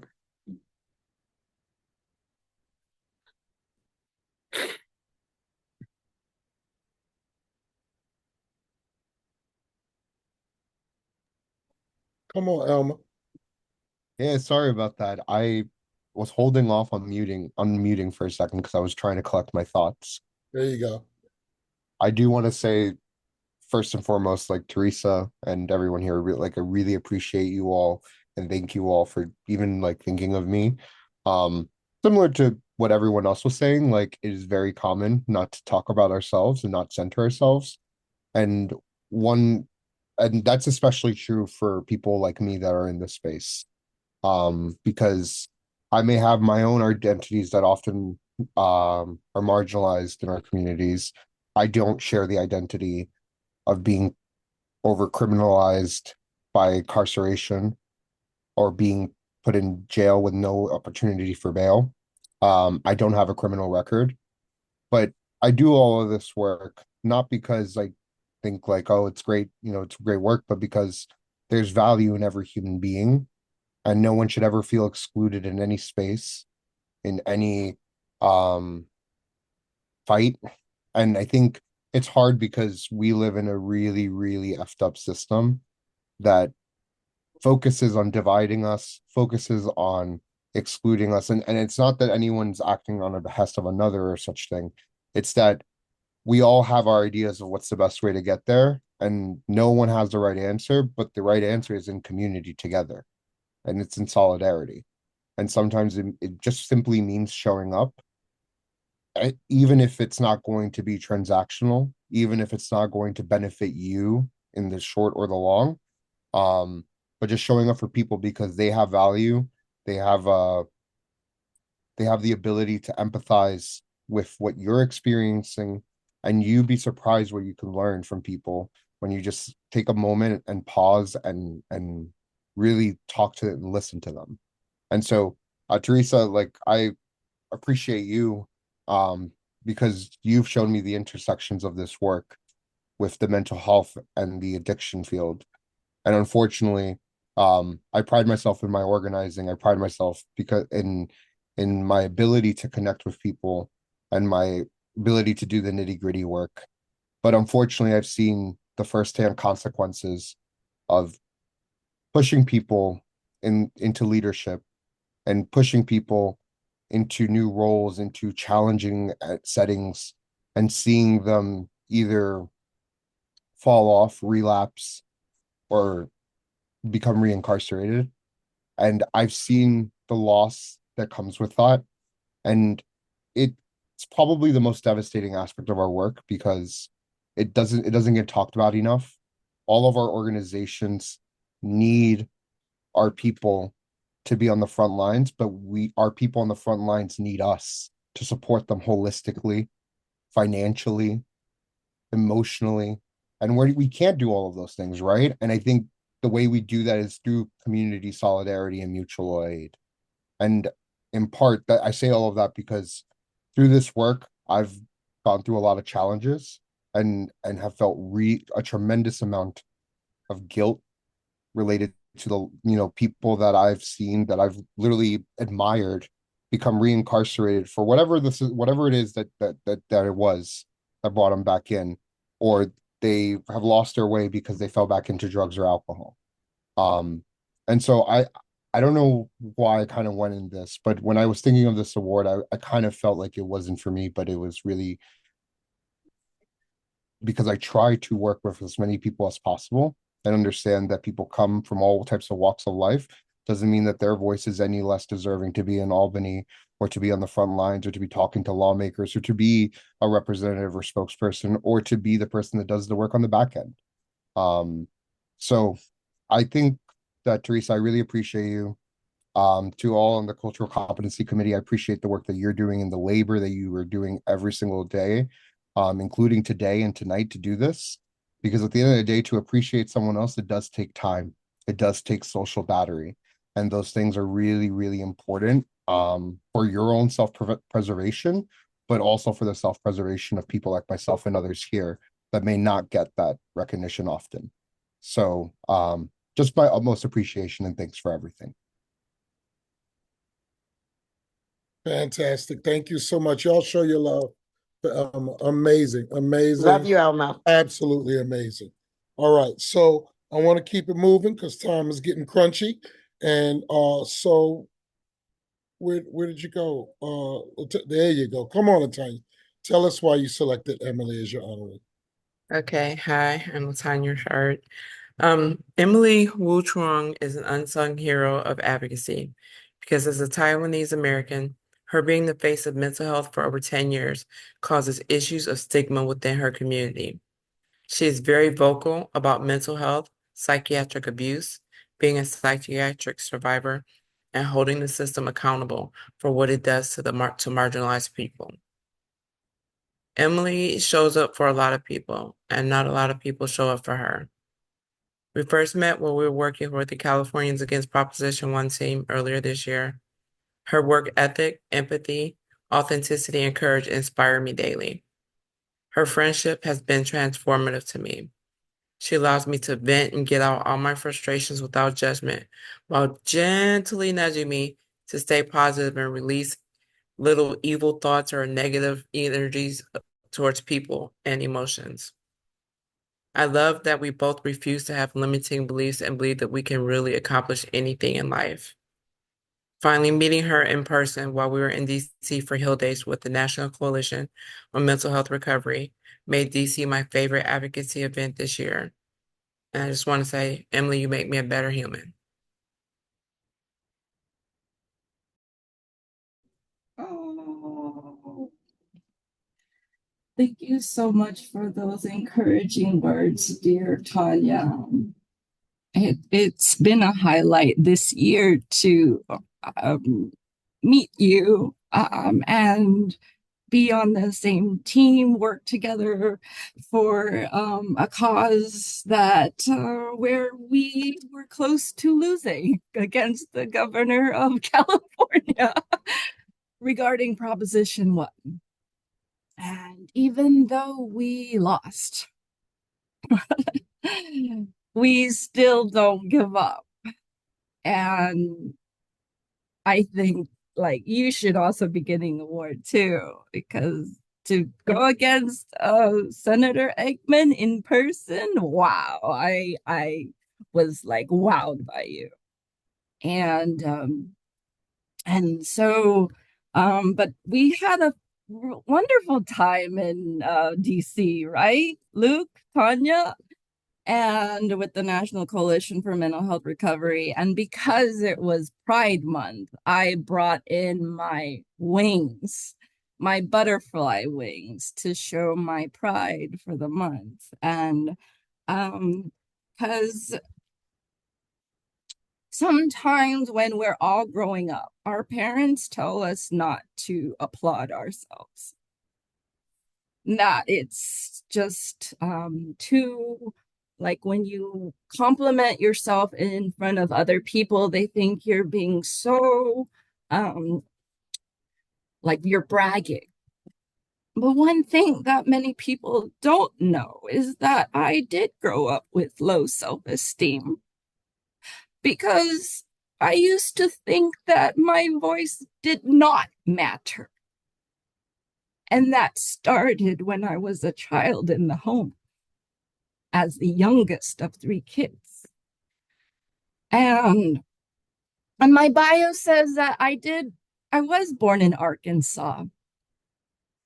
And I was the only Asian kid in a class of Black and white students. And then after first grade, my parents said, "You can't tell anyone we're leaving." And so I felt like, what? I can't say goodbye to my friends? And then we came to the San Gabriel Valley of Los Angeles County. And here there are so many Asians. And I'm like, oh my gosh, I have to compete against all of them. So it was rather nerve-wracking to grow up in a culture that is Taiwanese American. My parents were immigrants. My dad grew up poor. My mom, very into politics. And so I think eventually I got into politics. But I wanted to be on the social justice side of politics. And I got involved with the California movement, mental health movement, when it was called Each Mind Matters. And you know what's actually very special about receiving this award today? In Chinese, 8 is said ba. So today is Ba Ba Day. Today is another Father's Day. My daddy died almost 2 years ago. So it's such an honor to receive this award on Papa Day. And the way that I've been learning to transform my grief is through art. I did this floral heart mandala for my daddy just after the funeral.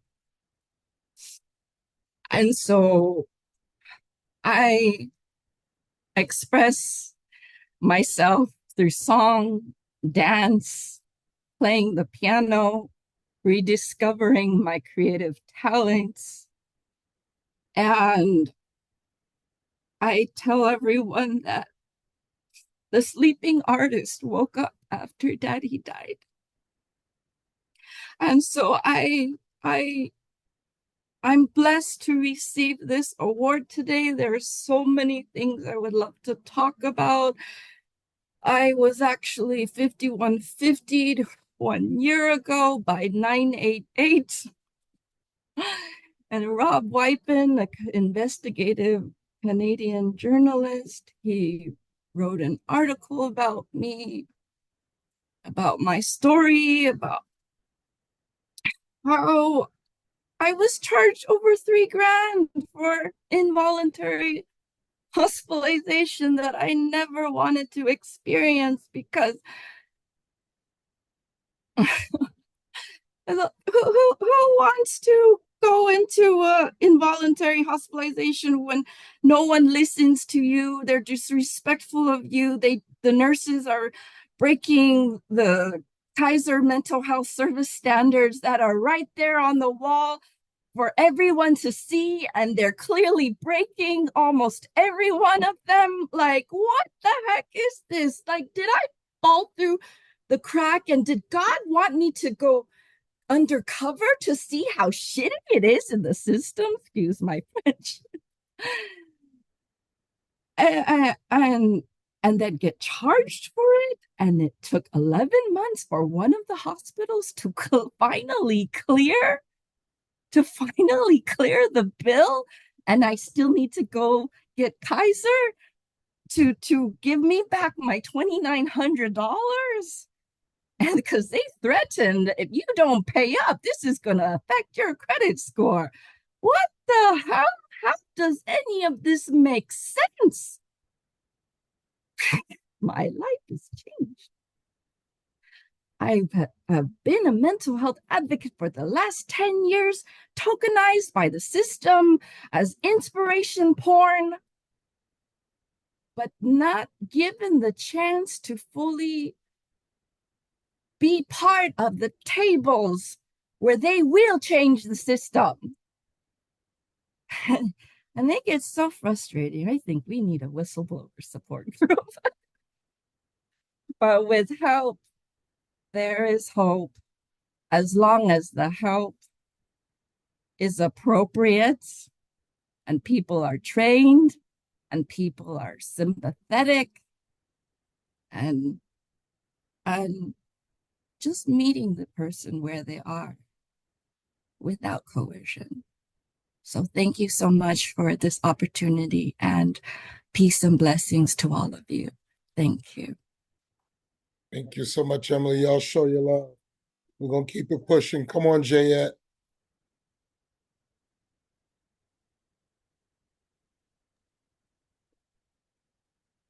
Okay. Thank you again. Oh, jeez. Hold on a second. All right. The next person that I want to present an award to is Ismail Diaz Jr.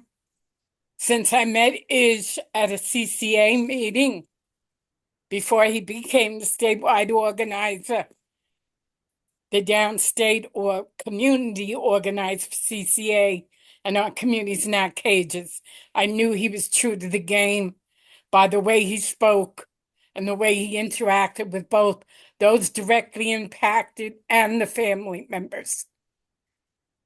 We've been to town halls together. We've tabled at events together, and many, many trips back and forth to Albany for advocacy, not only on the bus, but in the car, back and forth. So I can tell you, not only for those that don't have mental illness, but also those that are entangled in our systems of perpetual punishment that live with mental illness. And he's there. We've been to a free conference together, by free, and people step up and talk to him, and he talks to them on the down to earth, not over them, but directly to them. The same thing, when we go to other places to table, even when we went to a children's advocacy program, parents came over. So that's why I felt that Ismail Diaz Jr. deserves the Unsung Champions Advocacy Award.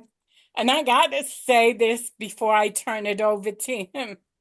Him and Garrett, when I was with CCA before they even joined CCA, Marvin Mayfield, bless his soul, when I started speaking to him about mental health, and I had met Marvin in the Hawk Solitary campaign.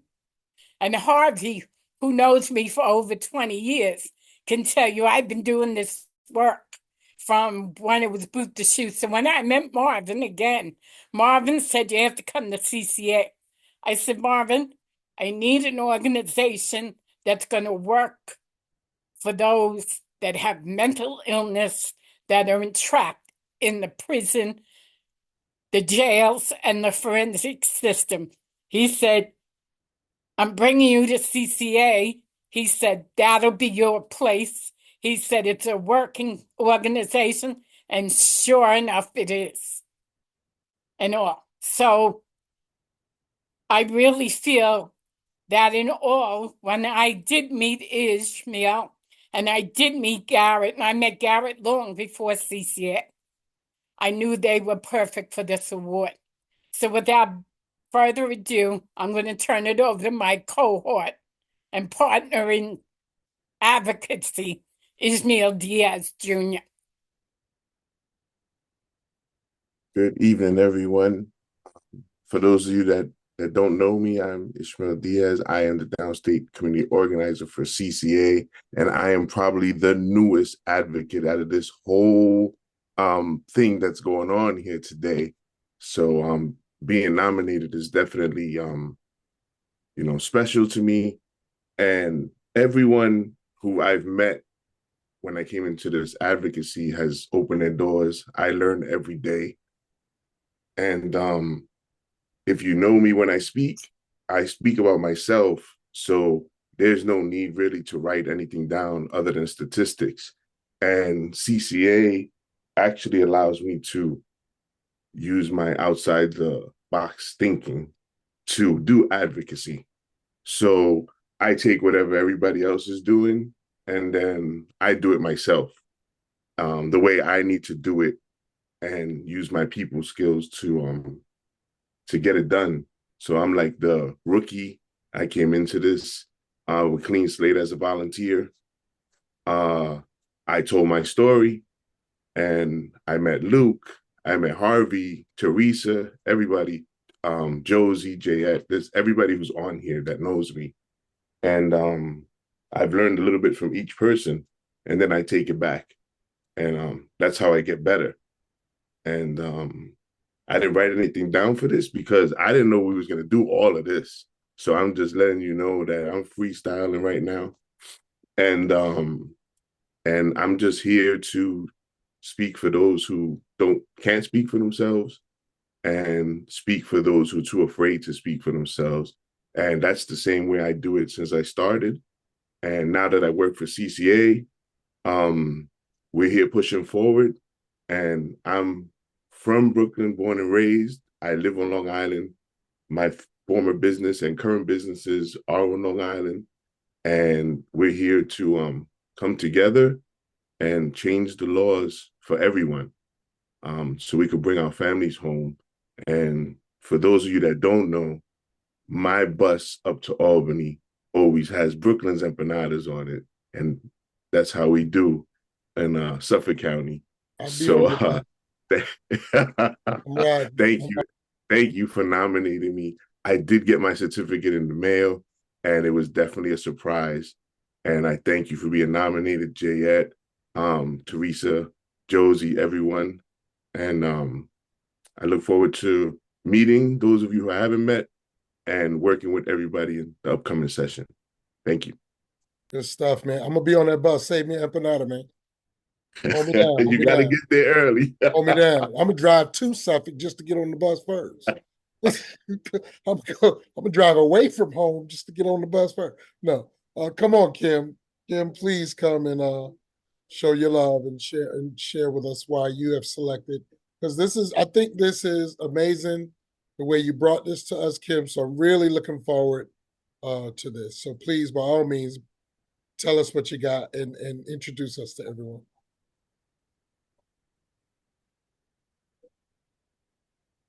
I don't know why we're not hearing you.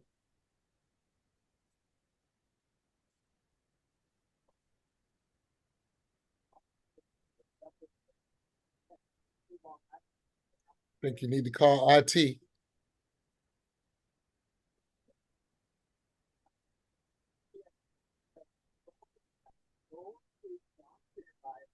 Nothing.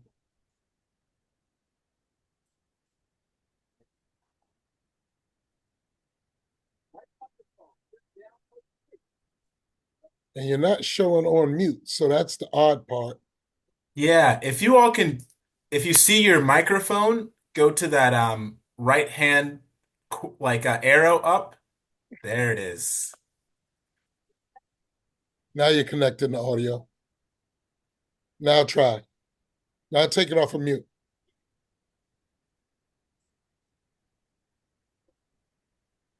Now try. There you go. Now you're there. Yes. Good job. Welcome, welcome, welcome, welcome. Okay, let's try this again. I'm here with my team, the Peer Bridger team. I nominated our Peer Bridger team for the Unsung Champions Team Award because of the caring and commitment they show for individuals in our community. They are a team of 3 peer specialists, an RN coordinator, and a social worker, helping people bridge care from hospital to home and remain in their community. They have helped many people to live a better quality of life through support for their individual needs, helping people to overcome barriers that exist and often lead to readmissions. They work long hours without complaint and give so much of themselves. I am relieved when I know someone is discharging from our services and have the Peer Bridger team to support them, and I'm proud to have them on my team. They are deserving of this recognition and award. Thank you to them, and thank you to the committee for recognizing this amazing group of individuals. So I didn't want to take a lot of time, but I thank you so much. Very surprised when Teresa called, and I'm going to turn this over to my team because they deserve this time. Hi, everyone. I am the coordinator of the program. Thank you, Teresa, very much for this award. I just would like to share with everyone, we have a very dynamic and unique team here at St. Joseph's Hospital. We work with the most sickest, the most underserved, the most misunderstood, and probably most misdiagnosed. So the work is aggressive. There's no certain job role that the folks have here. There's a lot of creative, out-of-the-box things we do for our patients to maintain stability. The peers are the bulk of our program. We are all out. This is in the field 95% of the time. We meet our clients wherever, whenever. We all have cell phones. We respond to them anyway, texting, whatever. So we heavily, the engagement piece is the peer piece, which is pivotal in this program for success. So the peers do their role, and I kind of wrap around everything with my experience as a psych nurse, medication management, high utilizers, just those types of people. And the social work does all the other hospital to home, stabilization, meeting people at outpatient, filling out forms. There is so many barriers in our community, just like every other community out there. So we are out there actively. We've been running for about 16 months. So we have made very good progress in the community with providers, breaking down barriers, getting patients the care that they're deserving of, and enriching their quality of life and being treated like a person and an individual. So the peers do a lot of that work. Like I say, I do a lot of the wraparound work, and it's a wonderful program. We serve over 100 patients in our program. We have an active wait list. We work from hospital to home. So we service people from CPAP, the psychiatric emergency room, to home. And there's a big gap there with a lot of barriers, transportation, no money, no medication. So we fill all the gaps for them for success. And we also work with our inpatient unit on our patients if they go up to the psych unit. we will also follow them through their stay and then from hospital to home there. So it's a tremendous program. It provides what the patient is lacking, and our success rate is extremely high. We have a lot of success stories already. So we're a OMH funded program, and hopefully, you know, we'll keep it going. But I have a crew of very passionate people that were kind of handpicked for this position. We have very experienced peers, social workers, and this team is very unique, to say the least. So thank you so much, and you know, we hope to continue our mission out for quite a while. Anybody else? I'm Angel. I'm a Thank you very much. Thank you very much. Thank you very much. I Okay, there we go. pretty much work a lot with people who have substance abuse issues, depression, homelessness, and every one of us here that you see has a unique past experience, where, you know, lived experience, where we use that to we utilize that to help our patients. I call them clients. When they're in the hospital, they're patients. On the streets in the community, they're clients. You know, needs to put it bluntly that it's too much what we do that shows on our notes, because as Brian can tell you later on, we go way above and beyond of what we do, things that we unfortunately can't put on notes. So. Molly? I'm Molly McGregor, and I love to talk about myself, but we're not going to do that tonight. I just wanted to say that I feel very blessed to have this job, and it's something different every single day. I worry about the patients that I don't know what happened to them, and when I run into them again outside and they're doing great, there's nothing better than that. That's about it. We will see some of the same people over and over here at CPEP, but at least then we know they're here and they're safe and we can help get them back on track. So the goal is to not have them come back, but if they do, at least we can help them and get them started again. Good stuff. Thank you so Brian? much. Come on, I'm Brian. Brian. I'm a peer specialist on the team, and I've been working psych about 20 years. Here's Kate. Brian, I like you. I'm Caitlin. I'm the social worker on the team. Been doing the human services field for a long time, but only been in social work for about two and a half years now. But love being a part of this team. Really passionate about advocacy from a young age. I really enjoy that the flexibility on this team, that this team enables us to go out and really do what these patients need in order to best help them. Things that a lot of jobs don't enable you to do, those extra steps, whether that be just taking somebody to the grocery store or getting them a ride. Anything to just kind of keep them functioning, getting them entitlements, getting them housing.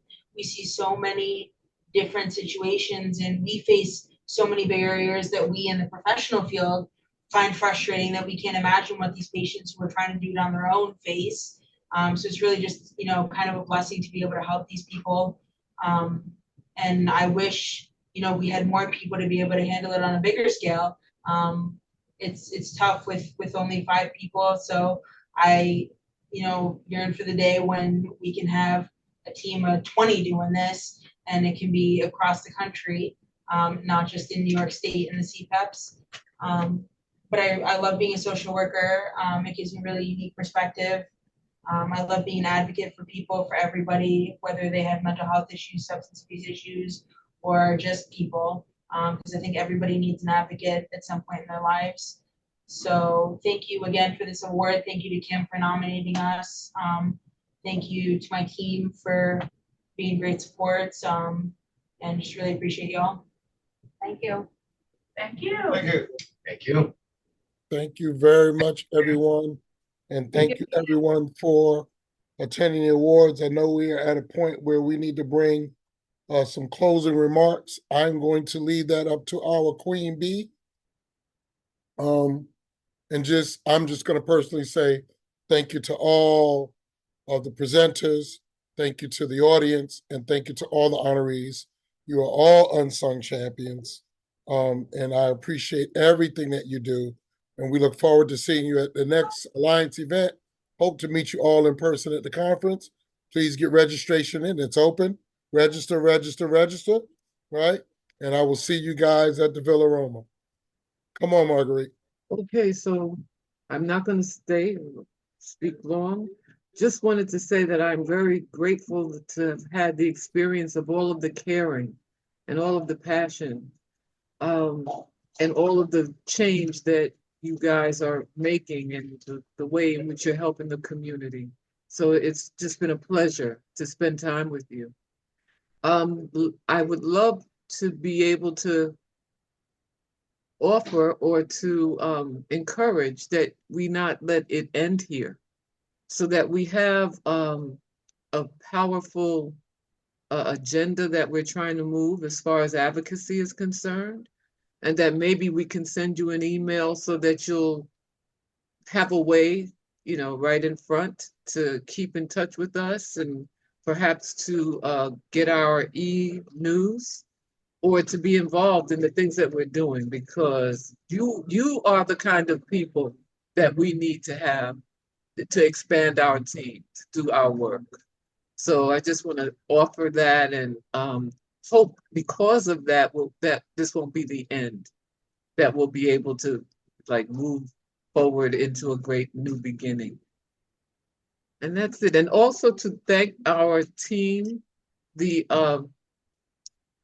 core team that was involved with making this happen, that actually worked through their own illness. I mean, that there were things that happened that were not expected, and the decisions that were made to just move past it and to get over to this point is awesome. And I just want to express my gratitude for that.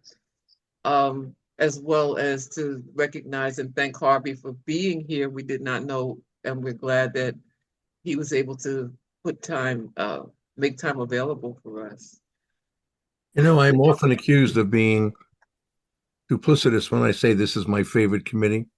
Jeff said to me once, "Oh, you say that to all the committees." No, I don't. This is my favorite committee. You folks are just be with you tonight. That you embody the spirit of who we are. You live it. You say it. And if you go to the conference, and go online, look at it, apply for a scholarship if you need to. There's not a lot more time. Actually, maybe a little too late, but if you email Luke, maybe he can squeeze you in. We'll see what happens. But come to the conference, because it's nothing. It would be nothing without this committee from the moment you walk in to the moment you leave.